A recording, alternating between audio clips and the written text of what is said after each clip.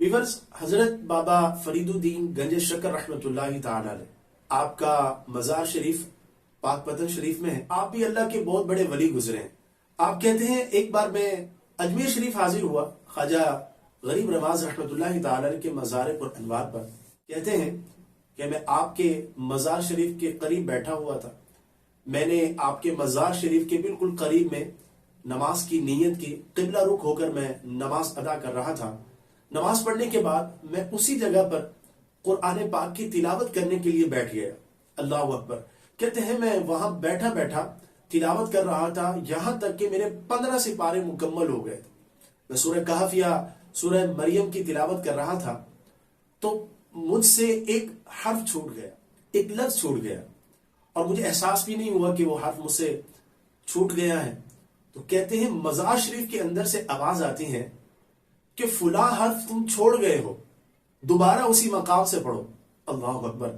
بابا فرید الدین گنج شکر رحمۃ اللہ تعالی علیہ اب اسی مقام سے، اسی جگہ سے دوبارہ تلاوت کرتے ہیں، اور جب آپ اس حرف کو درست پڑھ لیتے ہیں تو پھر دوبارہ ندا آتی ہے، اب تم نے اچھا پڑھا ہے، اور اچھا بیٹا ایسا ہی ہوتا ہے۔ سبحان اللہ۔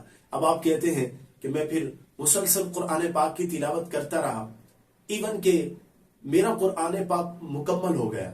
جب میں نے قرآن مجید برہان رشید کی تلاوت کمپلیٹ کر لی تو پھر میں رونے لگا، اور یہ خوف میرے دل میں آنے لگا، نہ جانے میں بخشے وہ میں سے ہوں یا جن کی بخشش نہیں ہوئی ان میں سے ہوں۔